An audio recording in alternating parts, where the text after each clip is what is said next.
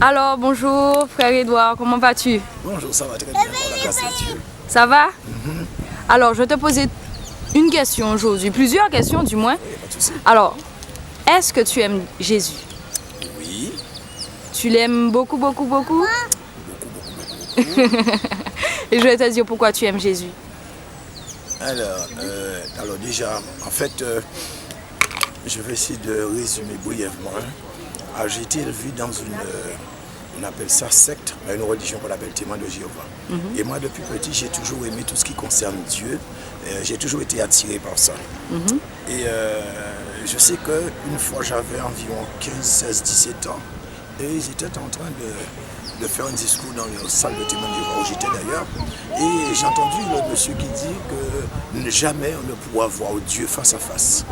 Alors moi, ça m'a interpellé et quand il a fini, alors j'ai été le voir, je lui ai dit, frère, voilà, j'ai entendu que tu as dit qu'on ne pourra jamais voir Dieu. Est-ce que c'est vraiment vrai? Il m'a dit, est-ce que je peux regarder le soleil? Alors j'ai dit non. Et il m'a fait, alors c'est pas Dieu que tu pourras voir. Et c'est vrai, il est vrai qu'à partir de ce moment-là, j'étais déçu et dégoûté.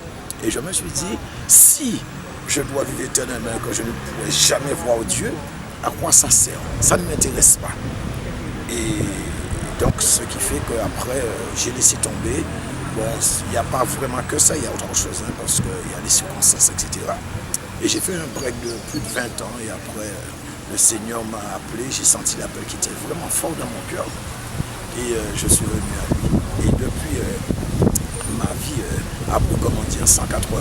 Donc, je suis passé des ténèbres à la lumière. Et par toutes les grâces que Dieu m'a faites jusqu'à maintenant, je peux dire que vraiment je suis vraiment heureux pour ce qu'il a fait à la croix, pour les grâces, pour toutes les fois où il m'a permis il m'a même une fois montré dans des flashs, toutes les fois où j'ai failli mourir dans un accident, etc. Et c'est là que j'ai failli pleurer parce que j'ai dit vraiment, c'est vraiment une grâce. Donc maintenant qu'il m'a fait toutes ces grâces, moi je ne peux pas faire n'importe quoi. Je suis obligé d'être reconnaissant de tout ce qu'il a fait pour moi. Et donc j'essaie au mieux que je peux de vivre dans la sanctification, de faire ce qui est de mon quoi. Voilà. Amen. Que ce soit Dieu, que ce soit Jésus, que ce soit le Saint-Esprit, c'est toujours la même personne. Et là maintenant, ma vie, voilà, ça prend une autre dimension à partir de ça. Mais en fait, qu'est-ce que Dieu représente? Donne-moi 3 mots, ou 2 mots même, 2 mots qui définissent. Quel mot? Donne-moi. Amour, espoir et